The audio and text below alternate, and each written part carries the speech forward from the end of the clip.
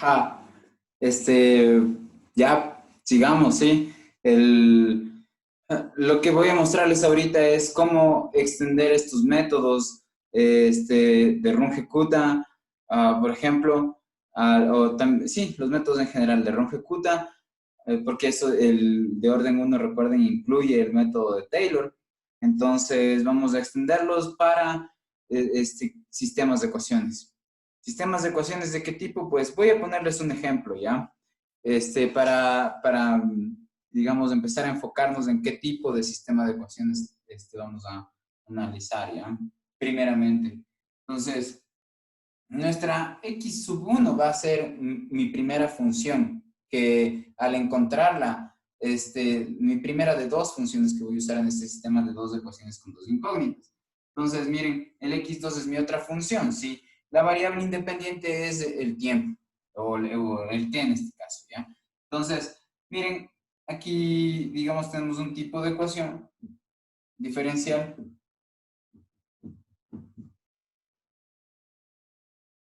en el que tengo dos funciones y mi variable, mis funciones x1 y x2, y esas son variables dependientes cada una respectivamente de t. Sí, sí, no respectivamente, pero ambas son funciones de t, ¿ya?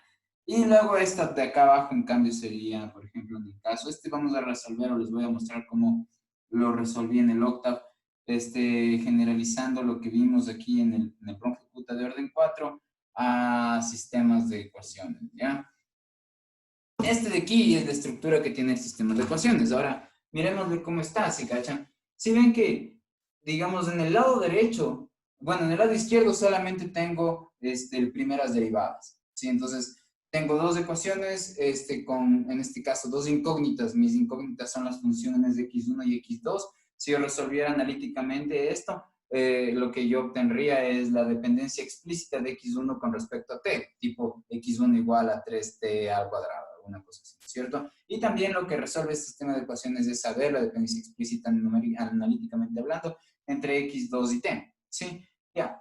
Ahora, bueno, tenemos esta cosa así, y lo que queremos ahorita es extraer, miren, les digo, vamos a trabajar sobre este tipo de ecuaciones. ¿Y qué será este tipo de ecuaciones? Pues fíjense, parece que tenemos en el lado izquierdo un x1, ¿no es cierto? Prima, o sea, una función que ahorita la enumero como la primera función que tengo derivada en el lado izquierdo, y en el lado derecho, fíjense que tengo un conjunto particular de operaciones a las que le estoy llamando, o lo que le voy a llamar F1, ¿no es cierto?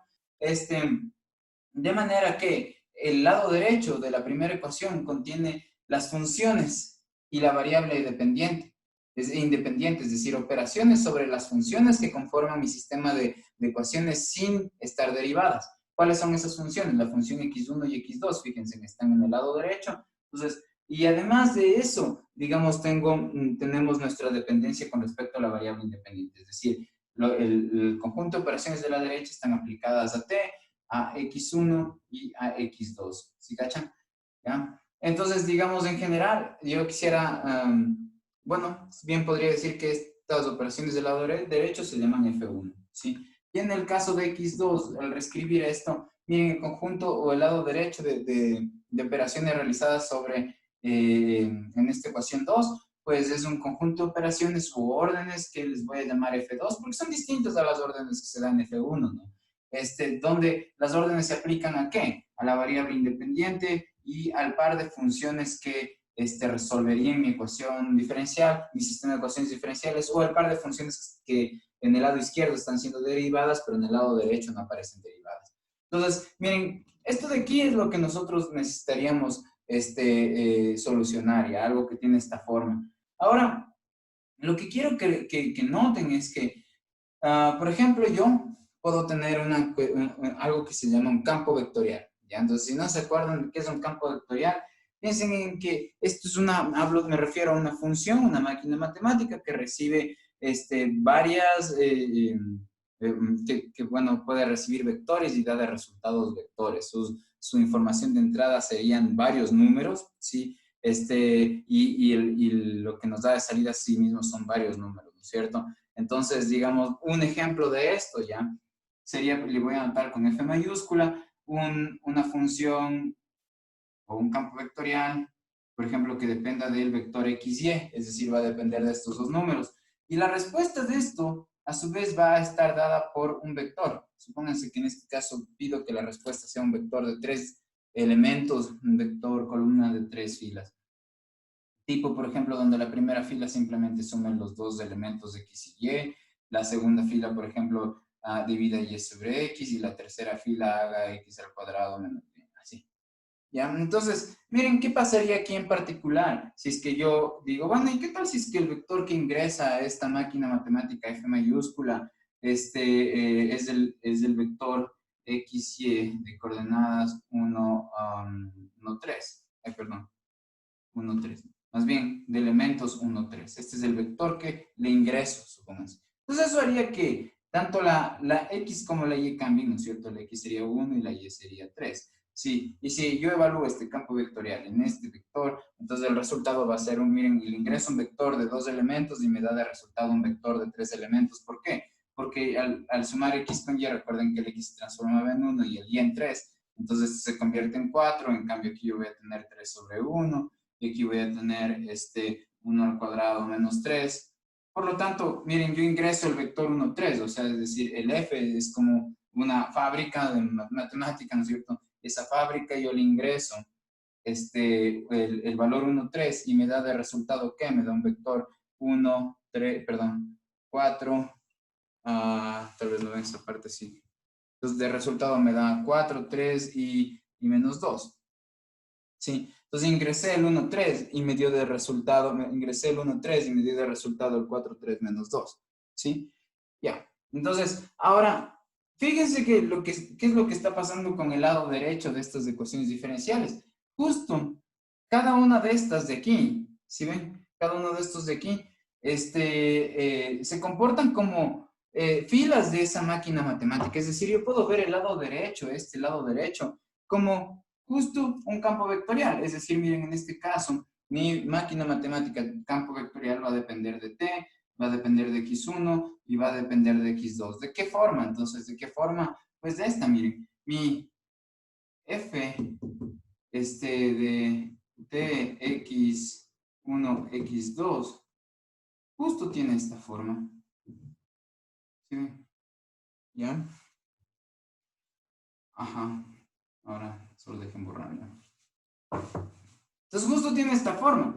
Yo tranquilamente a todo esto le puedo llamar la gran F, F mayúscula, que depende, miren, de T, X1 y X2. ¿Sí? Entonces, miren, en esta máquina matemática meto 3 elementos, en particular en esta, meto 3 números, un valor concreto de tiempo, un valor concreto de la función X1 o de la imagen de mi función X1 evaluada en cierto valor concreto, y X2 también un valor concreto, ¿no? Donde va a ser una imagen concreta de qué, de la función X2, ¿sí?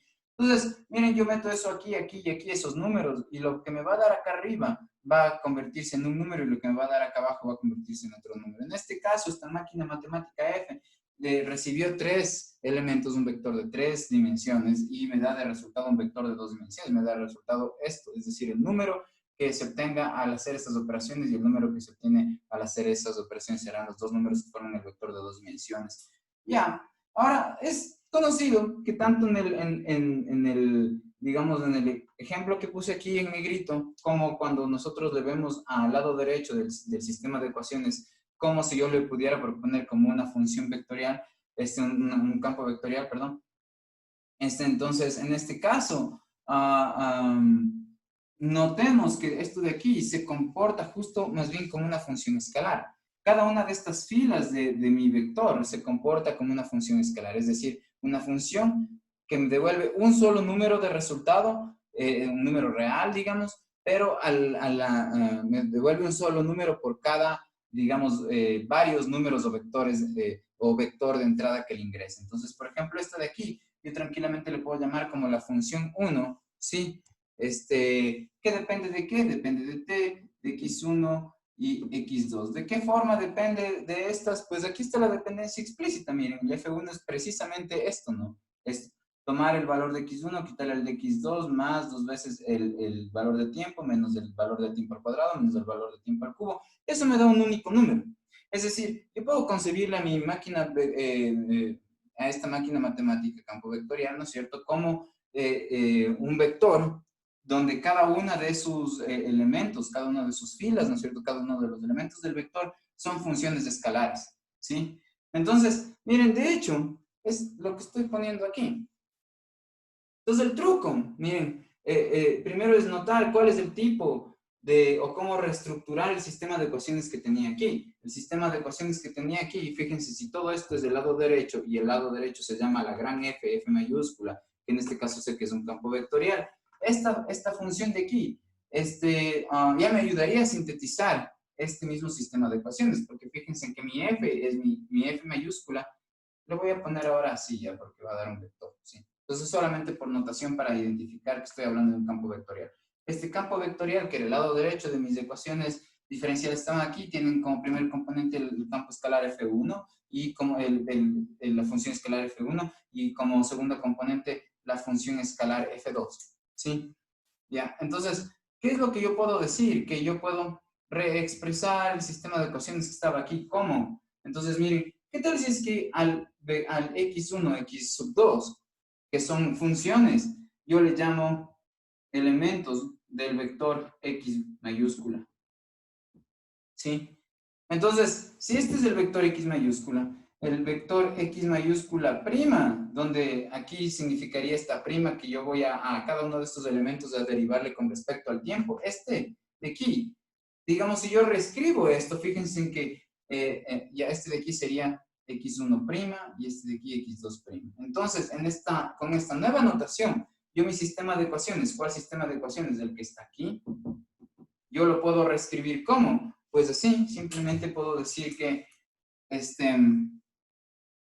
tengo un vector x mayúscula, y otra vez miren, cuando escribo las mayúsculas, escribo o dibujo estas patitas horizontales en los extremos de la letra para que noten que estoy hablando de las mayúsculas. Entonces, este mismo sistema de ecuaciones sería simplemente x, vector, digamos, derivado, ¿sí? Estos, ya, este vector. Y al lado derecho voy a tener mi función f, aplicada a t, ¿no es cierto? Aplicada a x1 y aplicada a x2, ¿así? ¿Ya? Ahora miren esto de aquí, ¿sí? De hecho, aquí el x1 y el x2, fíjense en el x1 y el x2 es simplemente x mayúscula, ¿no? Entonces yo aquí puedo poner x mayúscula. Ya, ahora, ¿por qué les pongo esto ya? Porque fíjense que lo que acabamos de resolver en el video anterior eran ecuaciones diferenciales que tenían una forma como esta, pero no en vectores, sino, digamos, solamente con números reales. Es decir, yo tenía un x' igual a un f de x. Sí, este es el tipo de E2 que resolvíamos. Y ahora la cosa es que yo voy a tener varias de estas. Y a todas estas en conjunto les voy a considerar para resolverlas, ¿sí? Entonces, lo mismo que yo hago para resolver cada una de estas, ahora las voy a hacer, es decir, los métodos de Runge-Kutta que se aplicaban para resolver esto de aquí, también van a servir para resolver esto de acá. Porque primero que nada tienen la misma forma. Y segundo, que cada uno de los elementos de esta ecuación vectorial de aquí, son de este estilo, ¿sí? Entonces, como son de este estilo, cada uno de los elementos de esta ecuación vectorial se resuelven de la misma forma en la que se resolvía esto.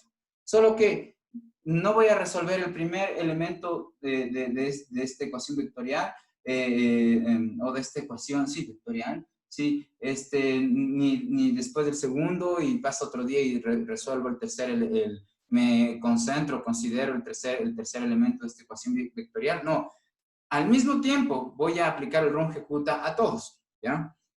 Entonces, miren, es importante notar que cuando nosotros, digamos, tenemos un conjunto de partes que generan o que al juntarse las partes dan una totalidad, es importante notar que este conjunto de partes, cuando ya se las concibe como una totalidad, digamos, ya se convierten justo en eso, en una entidad, ¿sí? Y al ser una entidad, lo que sea que aplique a cada una a la entidad, aplica a todas sus partes, ¿sí? Entonces, eso es un beneficio ya de no trabajar las partes aparte, sino que si todas las partes se les va a aplicar lo mismo, Entonces, mejor, y esas partes forman parte de una totalidad, mejor aplicarle la totalidad ese proceso, ya que aplicarle la totalidad a ese proceso significaría que ese proceso se lo aplica simultáneamente a todas las partes. ¿Ya? Es como que ustedes tienen un cajón, no sé, ¿cómo le dicen eso? Bueno, varios cajones de anaqueles, ¿ya? Donde tienen varios cajones, ¿sí? Y en el primero, por ejemplo, ponen las medias, en el segundo, por ejemplo, ponen, pucha, no sé, los interiores, en el otro camisetas, así, ¿ya? Entonces tienen, pucha, el cajón de las medias, ¿ya? Y la cosa es que llevan todo el anaquel, ¿no? Todo el armario, lo que sea, ya donde guarden esa ropa en cajones, ¿sí? Y una cosa es movilizar todo el armario con los cajones y la ropa dentro, y otra cosa es coger cada uno de los, digamos, cajones por separado y llevarlos a la otra casa donde me estoy cambiando, por ejemplo, ¿sí? Entonces, cuando yo trabajo sobre toda esta ecuación vectorial, sobre todos los elementos, los voy a trabajar simultáneamente ya. Ahora, ¿qué nos hace pensar que yo le puedo aplicar recursivamente a cada una una iterativamente, ¿no? Una y otra y otra y otra vez, por ejemplo, los métodos de Runge-Kutta, algo que luce de este estilo, si es que en efecto lo que estoy haciendo es aplicando esos métodos a cada uno de los elementos que tienen, estoy aplicando esos métodos a cada uno de los elementos que tiene esta ecuación vectorial y donde estos elementos tienen este estilo, ¿ya? Ahora la cosa es que, ¿por qué pensamos si podemos hacerlo, ya? Pues fíjense que todos los métodos de Runge-Kutta, sí, voy a refrescarles la memoria ligeramente, de cómo era el general, ya el método de Runge-Kutta en general, ¿sí? Entonces, miren, solamente y rápidamente voy a copiar esto acá. El método de Runge-Kutta de orden m-ésimo, es decir, el que es en general, si tiene mi función, solo que ahora en vez de tener esta función, yo voy a tener todo el vector, ¿sí? Pero esta función primero, tengo mi función evaluada ¿en qué? En el nodo posterior. Y esta función evaluada en el nodo posterior depende de mi función evaluada en el nodo anterior, más, y aquí tengo una combinación lineal sobre los K mayúsculas en pocas, sí. Es decir, un peso o una constante por un K1 más otra constante por un K2 más bla, bla, bla, hasta que llego a la constante Wm-ésima, y esta estará multiplicada por el K3. Entonces, lo que quiero que noten es que en estos casos, cuando hicimos esto con los Runge-Kutta, la imagen de mi función, si ya sea esta una función de una variable real, o sea, es decir, que yo le doy de dato que ingrese un solo valor y que de respuesta me da un solo valor, ya sea que sea una función de este estilo, o que yo tenga una función vectorial, ya, o que yo tenga un campo vectorial, ¿sí? Donde el resultado me den varios números, ¿no es cierto?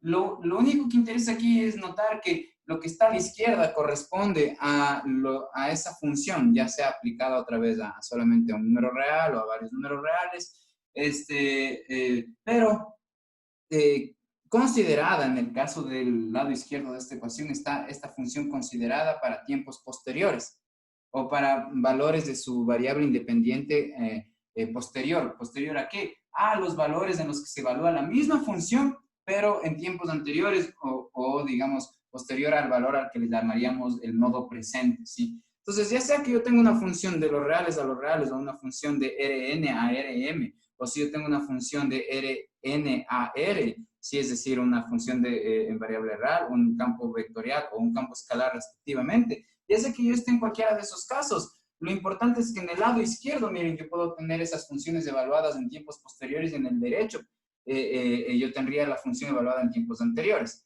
Y eso es lo que me permite usar como insumos todo esto para generar un cálculo y obtener un número, porque todas estas operaciones están basadas en valores que yo sí conozco. ¿Por qué? Porque el primer valor que amerita ser llamado el presente sí, el nodo presente, corresponde al elemento del dominio numérico, es decir, el dominio que yo considero sobre el que voy a trabajar después de extraer del dominio analítico ciertos números. El valor del dominio numérico, el inicial, yo sí conozco. Y además yo sí conozco cuál es su imagen. ¿Por qué? Porque eso viene en las condiciones iniciales.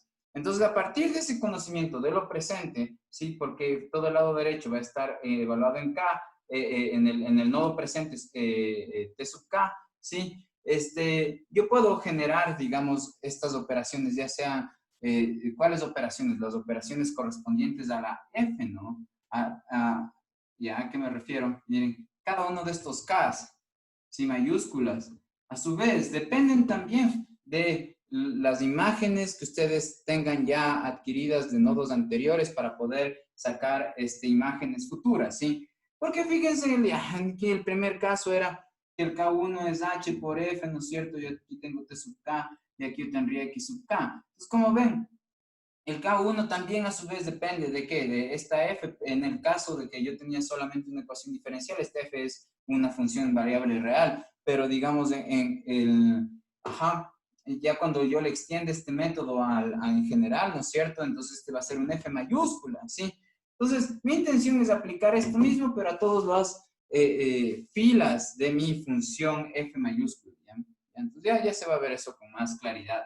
La cuestión es que este F yo tranquilamente le puedo poner F mayúscula y ser el F mayúscula que le trabajé aquí, ¿sí cachan? Y donde el F mayúscula es justo el lado derecho, es decir, todo esto se cumple también para cuando yo tengo un sistema de ecuaciones, cuando en vez de pensar que yo tengo una función escalar, yo tengo un campo vectorial, la función escalar sería esta. ¿Por qué se llama así? Bueno, en este caso porque nos da de respuesta un escalar a pesar de que a la función le ingresan valores vectoriales, ¿ya?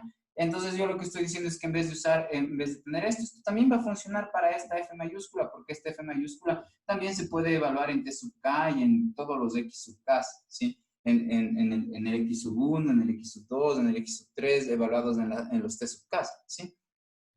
Eso, entonces básicamente no vemos ningún impedimento para aplicar esta misma estructura a los sistemas de ecuaciones. Pues aplicarlo al sistema de ecuación significaría notar que el sistema de ecuación o concebir el sistema de ecuaciones como una ecuación vectorial, donde cada uno de los elementos de esta ecuación vectorial corresponde a funciones de este estilo. Es decir, miren, lo que digo es que cada uno de esta ecuación, como vimos hace un momento, ¿no? De esta ecuación, esto va a tener una fila porque es un vector, ¿no es cierto? Miren, esto también va a tener una fila. Si este es un vector de 3 dimensiones, el F también tendría que ser de 3 dimensiones, ¿no es cierto? Ya, entonces, es decir, si este tiene 3 elementos, también tiene que tener 3 elementos, ¿ya? Entonces, la cosa es que si yo igual el primer elemento de este con el primer elemento de este de acá, pues tengo una ecuación de este estilo, x igual a f de t por x, así. ¿Sí? Es decir, tengo una función en la que tengo una ecuación en la que yo tengo una función escalar derivada en el lado izquierdo y en el lado derecho una función, tengo aquí una función variable real, digamos, derivada, porque el x depende del t nada más, y en el lado derecho tengo una función escalar. El primer elemento de este vector es en efecto eso, ¿sí cachan? De hecho era x1, ¿sí? F de t, x1, y incluso aquí yo tenía x2. ¿Sí? Entonces, esto era lo que yo había escrito antes, ¿no es cierto? Que extraje de mi ejemplo que puse aquí. Entonces, si todos y cada uno de los elementos de esta ecuación vectorial se comporta de esta manera y a lo que se comporta de esta manera yo le puedo resolver con un Runge-Kutta, entonces voy a aplicar el Runge-Kutta a todos los elementos de una sola vez, ¿ya? A todos los elementos de esta ecuación vectorial. Eso lo vamos a ver en el octavo en un ratito, ¿ya? Ahora, la cuestión es que con esto, o sea, los métodos de Runge-Kutta simplemente se mantienen para los sistemas de ecuaciones, solo que ahora se los va a aplicar a todos y cada uno de la ecuación vectorial que va a resultar al ver el sistema de ecuaciones como una ecuación vectorial. Ya, ahora, ¿por qué nos va a servir esto ya? O más bien, miren, la forma en la que vamos a usar esto para abordar cuestiones que no hemos visto todavía y que las vamos a ver en unos 5 minutos ya. Y que tiene que ver con que, recuerden, yo les dije que este tipo de ecuaciones van a ser bien importantes, de ecuaciones diferenciales ordinarias. A pesar de que uno piense que esto está restringido ya, ¿por qué estaría, digamos, yo considerando aquí un pequeñísimo espectro de todo el conjunto de cuestiones a analizarse